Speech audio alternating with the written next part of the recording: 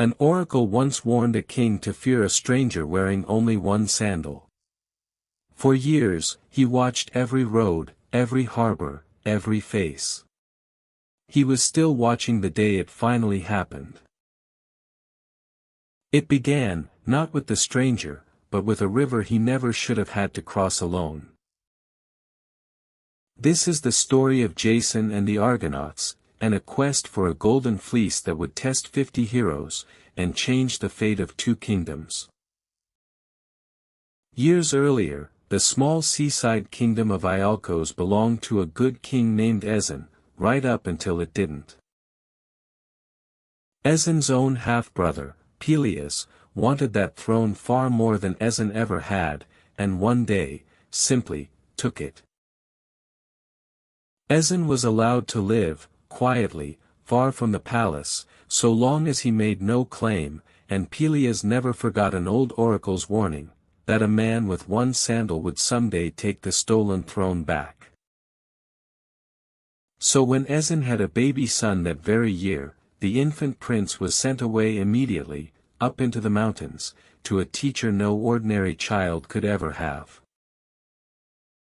High on Mount Pelion lived Chiron, wisest of all the centaurs, tutor to more heroes than any king could ever count.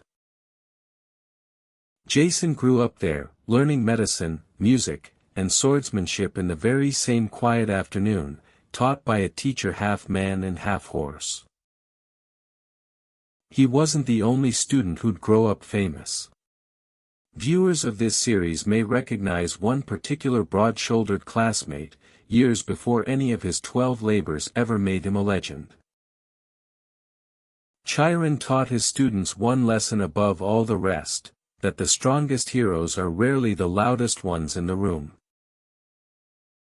When Jason turned 20, Chiron told him it was finally time to go find out who he really was. On the road down, he found an old woman standing helpless at the edge of a swollen, rushing river, afraid to cross alone. Jason didn't know it, but that old woman was the goddess Hera in disguise, quietly testing every traveler on that road for simple, unglamorous kindness. He carried her across without a second thought, losing one sandal to the current halfway through, and never once looking back for it. Hera never forgot a kindness, and she never forgot a slight either. From that day on, she would watch over Jason's entire journey like it was her own. Jason walked into Iolcos on 2 feet, but only one sandal, exactly as the old oracle had warned. Pelias recognized the sign immediately, and felt 20 years of quiet dread arrive all at once. He hid his fear behind a warm smile and a generous offer. The throne was rightfully Jason's, Pelias said, and he would gladly hand it over, on one small condition. Bring back the golden fleece from the far edge of the known world, guarded day and night by a dragon that never once closed its eyes, and the throne would be his. It was, everyone in that room understood, not a gift at all. It was a sentence, dressed up as an adventure. Jason didn't argue. He simply asked for a ship. He found Argus, the finest shipwright in Greece, and together they built a vessel unlike any that had ever touched water. Into the ship's very prow, the goddess Athena had a sacred timber fitted, cut from her own oak grove at Dodona, a beam that could speak with a voice of its own. They named her the Argo, after her builder, and by the time she was finished, she was the most beautiful ship Greece had ever launched. A ship like that deserved a crew like nothing the world had ever assembled in one place.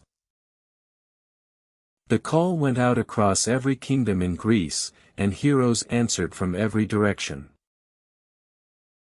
Orpheus came, whose music could calm a storm or a broken heart with equal ease, and so did Atalanta, the fastest runner and sharpest huntress in all of Greece, who refused to be left behind by anyone.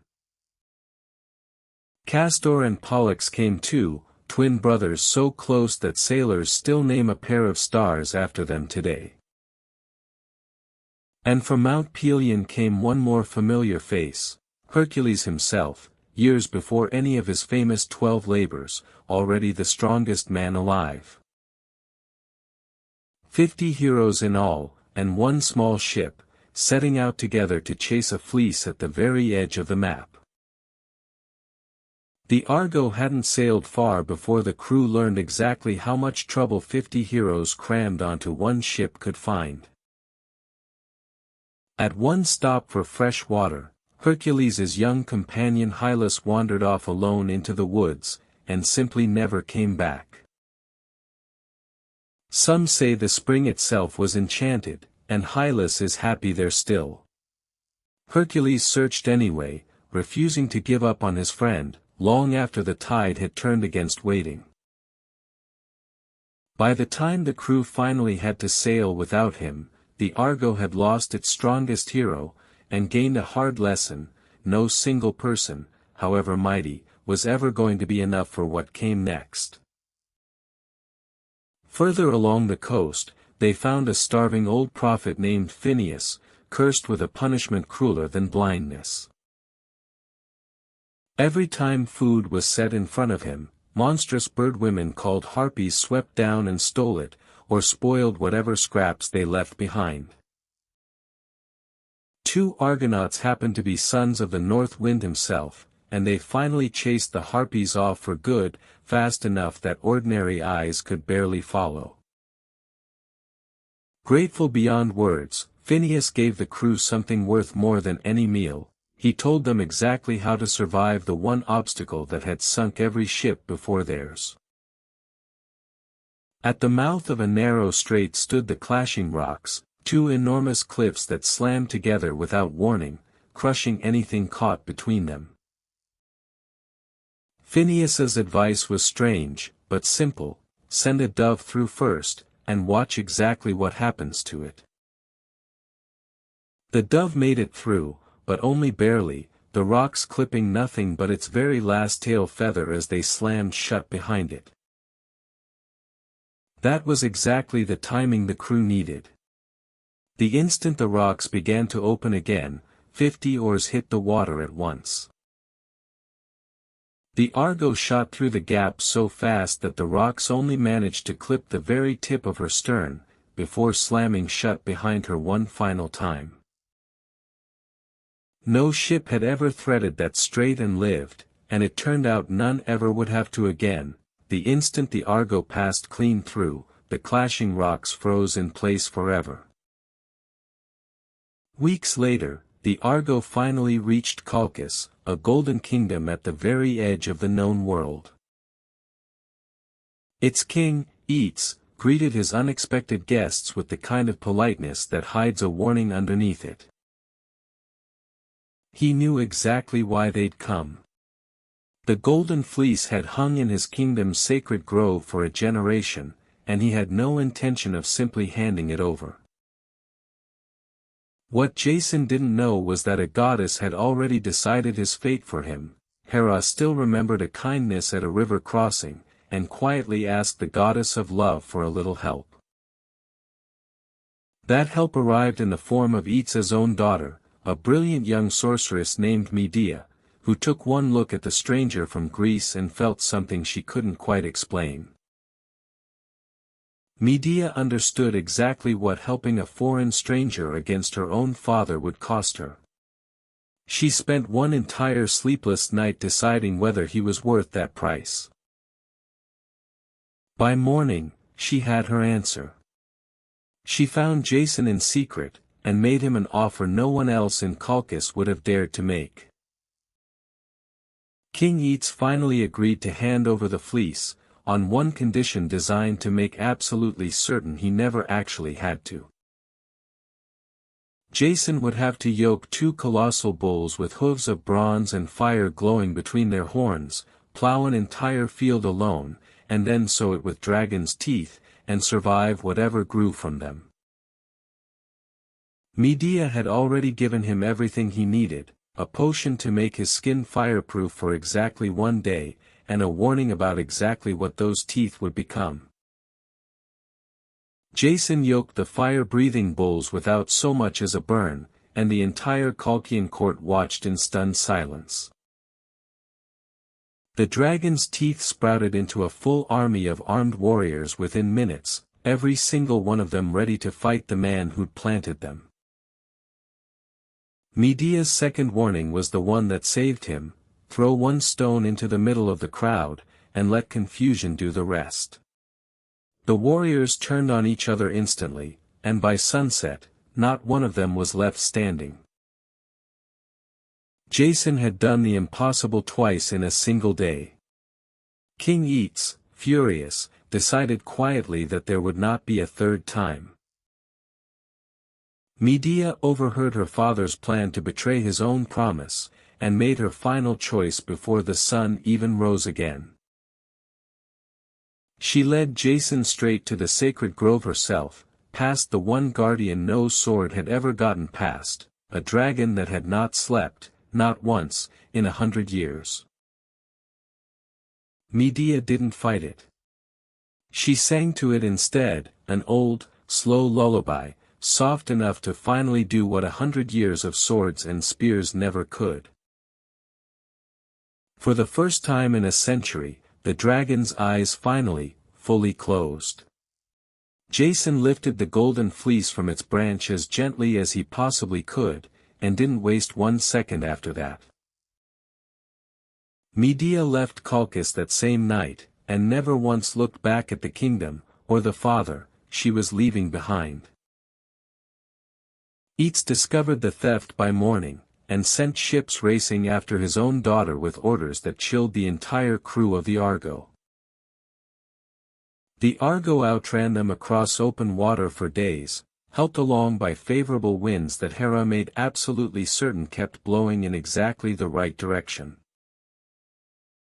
On the way home, they passed an island where beautiful, haunting singing lured every passing sailor onto the rocks, without exception, for as long as anyone could remember. Orpheus simply picked up his lyre and played something more beautiful than anything those voices could manage. Not one single Argonaut so much as glanced toward the rocks. Months after they'd first set sail, the Argo finally rounded the coast back toward Iolcos, carrying something no one there ever truly expected to see again. Word reached Pelias before the ship had even fully reached the dock: Jason was alive, and he had actually done it.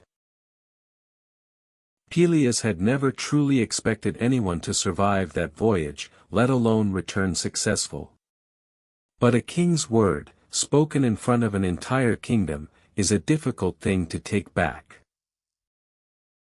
The throne that had been stolen from Jason's father found its way, at last, back to the family it had always belonged to. Jason married Medea not long after, the sorceress who had given up an entire kingdom for a stranger with one missing sandal, and for a good while, at least, Iolcos was happy again. The Golden Fleece itself was hung in a temple, admired for generations, slowly becoming more of a legend than an object.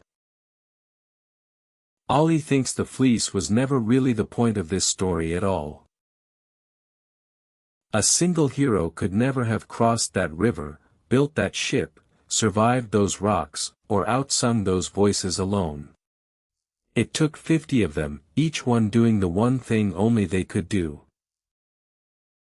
And she says our next story belongs to a name you've already heard in this series, the brilliant craftsman who once built an inescapable maze on Crete, and would soon build something far stranger. Wings. Thank you so much for watching this 5th tale in our Greek mythology series. Until next time, keep watching, keep wondering, and we'll see you back on Mount Olympus very soon.